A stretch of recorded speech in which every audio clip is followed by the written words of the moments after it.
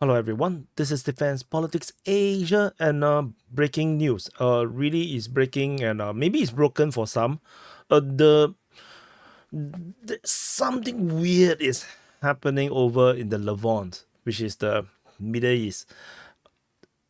Israel and Lebanon suddenly signed a peace agreement that there is a ceasefire with Hezbollah. In which universe does Israel actually sign peace deal or ceasefires? I don't understand. It's a break. It's like Hamas has been trying so hard to sign a ceasefire with Israel, and it never comes. And suddenly we have this. But before I go on more about this, on the very same day,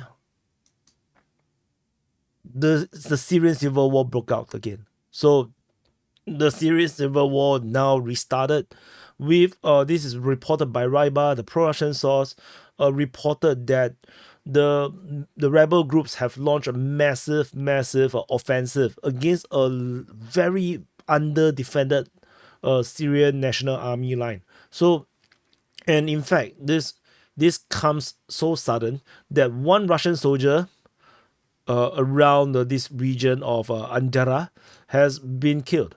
Allegedly, three was captured. Three Russian soldiers were allegedly captured, and so Raiba, as a pro-Russian source, they lamented, that how the hell this could happen, and then again the Russian soldiers are caught in the middle of the fighting in the Syrian civil war.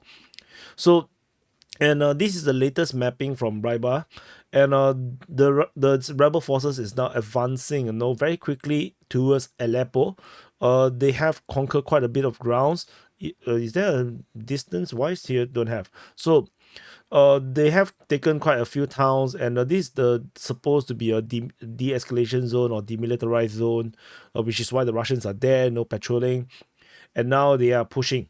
So this offensive is not over. They are actively pushing right now. This is an active offensive at this moment.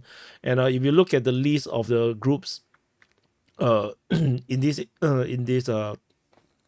thingy, I don't think you can see it.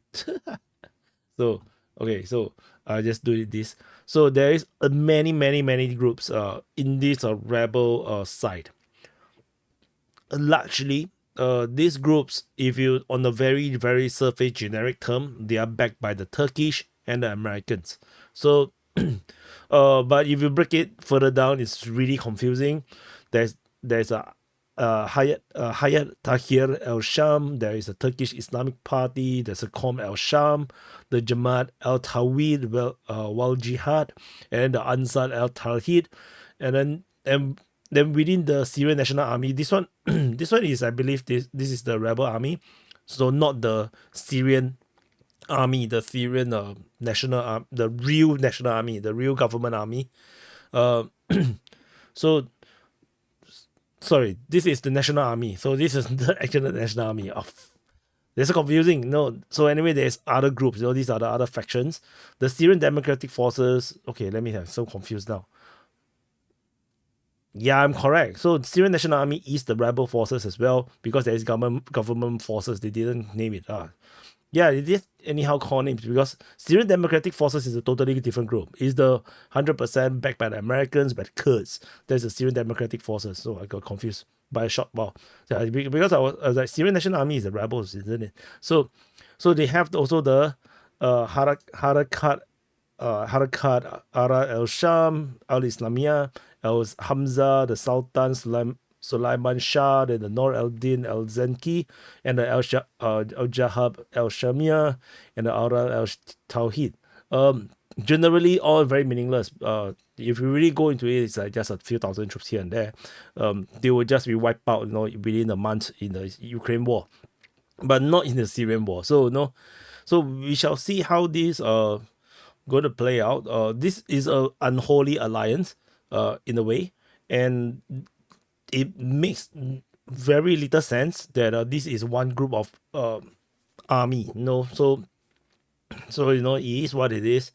The government forces, they are backed by the Russians, so it's unclear right now if the Russians will go into war in Syria, and it comes in this very very weird timing, where the ceasefire with Lebanon and Israel with Hezbollah suddenly ends, and here starts the civil war. This is unusual.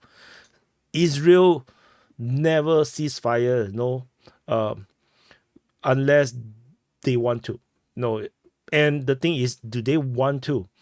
What is the real situation right here? So, according to the New York Times graphic, it seems like there is going to be a withdrawal of Hezbollah forces all the way up north, and then the Lebanese army will increase its presence here in the south, where the Israelis have taken positions. From my understanding, the Israelis has already broken the ceasefire with some shelling, and they are still currently in the south Lebanese region, in the border regions. So far, I haven't seen clear indication of the withdrawal yet. So it will take place on Wednesday, 4 a.m. local time. So we shall see how this play out. Will the Israeli withdraw for real? And but it, like I say, the timing is just weird, because could it be that the Hezbollah forces is now needed somewhere else? Are they going to be needed in Syria right now? No, there is a lot of questions. Maybe because the Hezbollah is somewhat allies, or they are working with the Assad regime in Syria, the Syrian government. So and then the thing is that these rebel forces, some of them could also many of this basically is backed by the Turkish. There is terror groups, but the thing is that the Israeli also wanted Assad gone. But would the Hezbollah be siding with Assad on this part of things, or will they be fighting on the rebel side? And could it be the Hezbollah, they are letting go as Hezbollah so the Hezbollah can go and fight these rebels? Because the Iranians would also be competing with the Turkish for influence in Syria. So it is a very, very complicated, messy proxy war situation around here.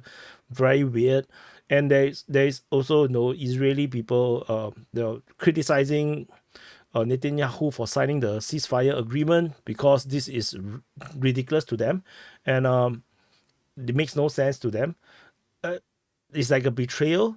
Some of them, they look at it like a betrayal kind of thing. So, and there are also the rumors talking about maybe Biden is the one that forced Israel into this ceasefire agreement with Lebanon, and the rumors that maybe Netanyahu will wait for Trump's return to the White House, to resume the fighting. So now a lot of flux. This is all breaking. Nothing makes sense. Everything is in flux. Very, very complicated situation right now. So we just want to share this breaking news, because life can't give me a break, and then the current affairs is all over the place.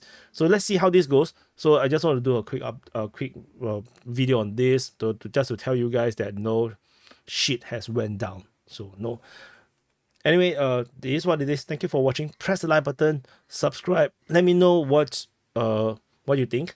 Let me know what and how you want me to cover this war, because there's so many ways to cover this. We can talk on the high level geopolitical way. We can look at the war stuff in a very granular, like the Ukraine war sit rep, where we report the war situation.